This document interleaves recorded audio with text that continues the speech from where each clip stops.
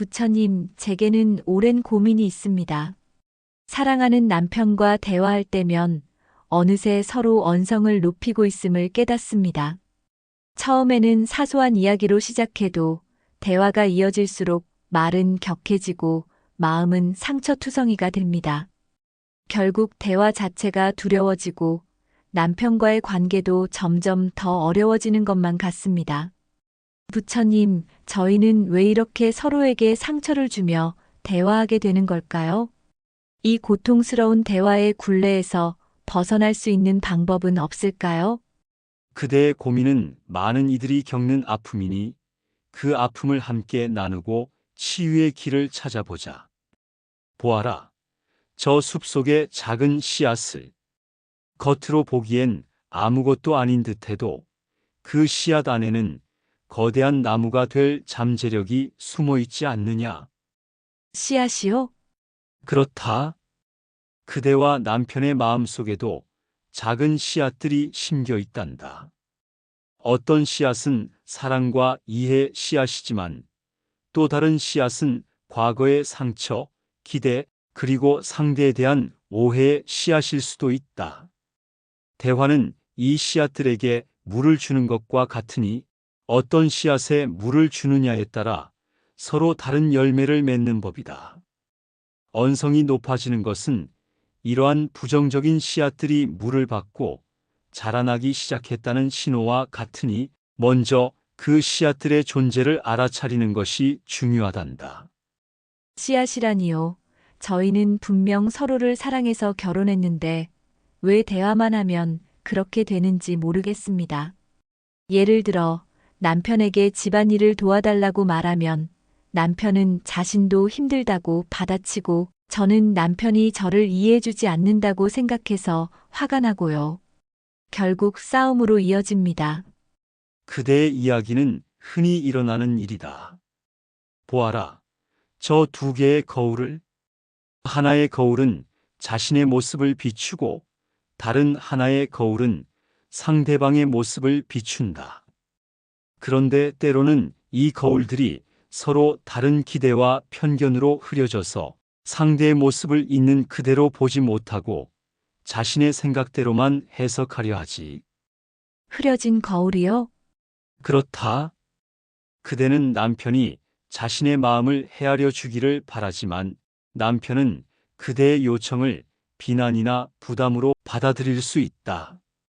그 속에는 나는 인정받고 싶다, 나는 힘들다와 같은 각자의 바람과 상처가 담겨 있기 때문이다. 서로의 마음 속에 어떤 거울이 있는지, 어떤 기대가 투영되어 있는지 먼저 살펴보는 것이 필요하다. 말의 내용보다는 말 뒤에 숨겨진 감정과 욕구를 이해하려 노력해야 한다. 마치 농부가 겉으로 보이는 줄기뿐 아니라 땅속 깊이 뿌리내린 뿌리를 이해해야 건강한 작물을 키울 수 있는 것처럼 말이지. 화가 나면 저도 모르게 비난하거나 상처 주는 말을 하게 됩니다. 그러고 나면 후회하면서도 다음 대화 때 또다시 반복하게 됩니다. 저희의 말이 왜 이렇게 칼날처럼 상대를 베는 걸까요? 그대의 말처럼 우리의 언어는 때로는 가장 날카로운 칼날이 될 수 있다.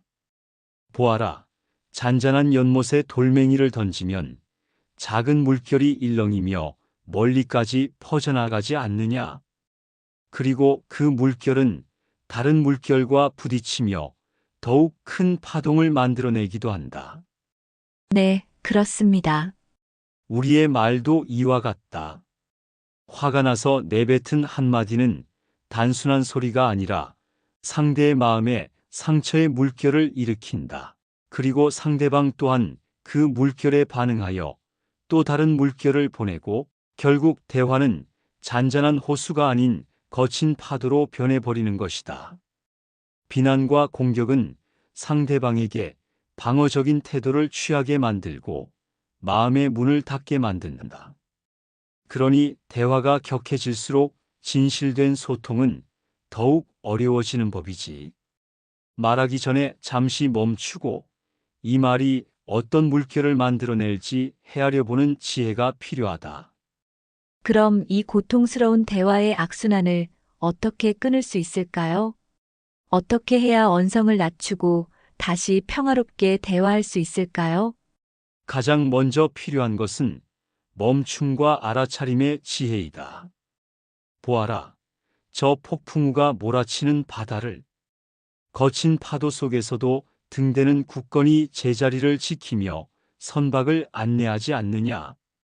멈추고 알아차림, 등대처럼요. 그렇다. 대화 중 감정이 격해지기 시작할 때 그 즉시 멈춤을 선언해야 한다. 잠시만, 우리 너무 감정적으로 되는 것 같아요. 혹은 잠시 쉬었다가 이야기할까요? 와 같이 솔직하게 표현하는 것이다. 그리고 그 순간 자신의 몸과 마음에서 일어나는 변화를 알아차려야 한다. 심장이 빠르게 뛰고 목소리가 높아지며 얼굴이 붉어지는 것을 객관적으로 바라보아라. 그 감정에 휩쓸리지 않고, 아, 지금 내가 화가 나고 있구나 하고 인지하는 것이다. 마치 뜨거운 숯불이 손에 닿았을 때, 아, 뜨겁다 하고 즉시 손을 떼는 것처럼 이 한순간의 멈춤이 대화의 방향을 바꿀 수 있는 중요한 전환점이 될 것이다. 멈추고 알아차리는 연습을 해봐야겠네요. 그런데 상대방의 말을 듣는 것도 쉽지 않을 때가 있습니다. 제가 할 말만 생각하게 되고, 그대의 말이 옳다. 진정한 대화는 말하는 것만큼, 아니 그보다 더 경청하는 데서 시작된다. 보아라, 저 깊은 숲속의 나무들을. 나무들은 서로 다른 모양과 크기를 가졌지만 각자의 소리에 귀 기울이며 조화롭게 어우러져 살아가지 않느냐. 경청, 숲속의 나무들처럼요. 그렇다. 우리는 흔히 상대방의 말을 듣기 전에 이미 반박할 준비를 하거나 자신의 주장을 펼칠 기회만을 엿본다. 그러나 진정한 경청은 다르다. 상대방의 말을 판단하지 않고 비난하지 않고 오직 이해하려는 마음으로 온전히 귀 기울이는 것이다. 그들이 어떤 감정을 느끼고 있는지, 어떤 고통을 겪고 있는지, 무엇을 말하고 싶은지 마음의 귀를 열고 들어라. 상대방이 나는 힘들어라고 말할 때 그것을 단순히 게으름으로 치부하지 않고 정말 힘들었겠구나 하고 그들의 감정을 존중해 주는 것이다. 상대방의 말 속에서 그들의 아픔과 욕구를 찾아내려 노력하면 대화는 비난의 칼날이 아닌 이해의 다리가 될 수 있다. 경청도 정말 중요하군요. 그럼 제가 말을 할 때는 어떻게 해야 할까요? 어떻게 하면 언성을 높이지 않고 제 마음을 전달할 수 있을까요? 그대가 말을 할 때는 부드러운 언어의 힘을 기억해야 한다. 강물은 억지로 바위를 깎아내려 하지 않아도 끊임없이 흐르며 모든 것을 부드럽게 감싸고 흘러가지 않느냐. 결국 강물은 모든 것을 변화시키는 힘을 가진다. 부드러운 언어요. 강물처럼요. 그렇다.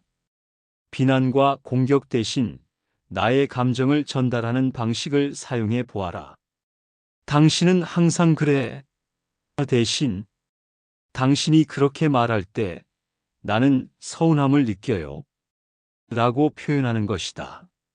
상대방의 행동을 판단하기보다 그 행동이 나에게 어떤 영향을 미치는지 설명하는 것이 중요하다. 또한 해야 한다.